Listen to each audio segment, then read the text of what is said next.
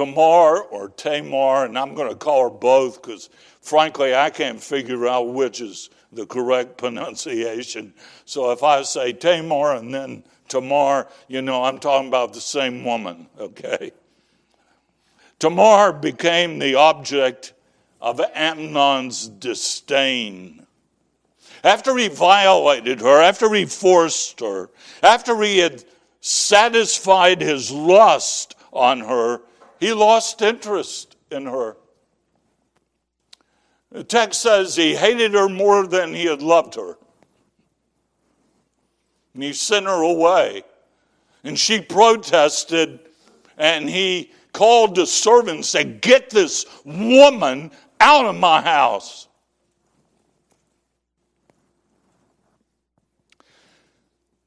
Can you imagine what that felt like? She went to her half-brother's house because Dad said she ought to go. She goes on an errand of mercy. She prepares bread. In payment for her kindness, she is raped. Her head is spinning. Her whole life is turned upside down. And now she is discarded like a piece of garbage.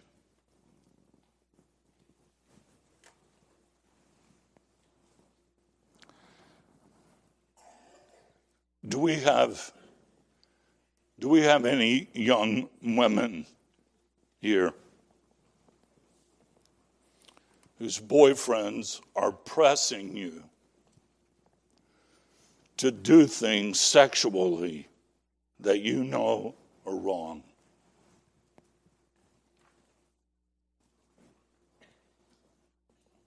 And you don't want to do them. But you like the young man. You don't want to lose him. And you feel torn. Well, if we have any young girls like that, maybe all of you young girls ought to listen, because you might find yourself in that kind of situation. Let me tell you something about the viciousness of the male ego.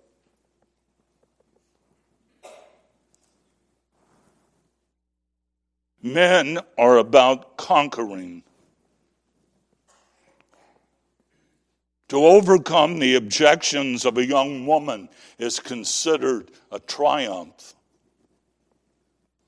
The more virtuous the young woman, the greater the victory. But having won that victory, you can guarantee that he will quickly lose interest and respect, and he will move on, leaving a Tamar kind of wreck behind him. If any of you young women are in the situation I just described, I plead with you, run. Run. You're in danger. Don't hesitate. Don't debate. Don't argue. Run. You say, where do I run? Run to your dad. Run to your dad. Tell him what this young man is proposing, the pressure he's putting on you. And dads, you make it easy for your daughters to talk to you about such things. There are so many things that are troubling me in our present culture, but one of them is the loss of manhood on the part of dads. Trisha Yearwood, so I change gears a lot. Trisha Yearwood, who has really a fantastic voice, I think her first hit song was entitled something like "She's in Love with a Boy." Maybe you heard that song. It's got one of the favorite lines ever in that song. It's about two young people falling in love. They go out on a date. They stay too late, past curfew. They're tiptoeing up the front steps. And guess who's waiting? Her father and mother. And this is one of my favorite lines in all of music. Dad opens the door and says, young lady, go to your room while Junior and I have a talk. I love that. I love that. What's he saying? He's saying, I'm going to protect you, honey.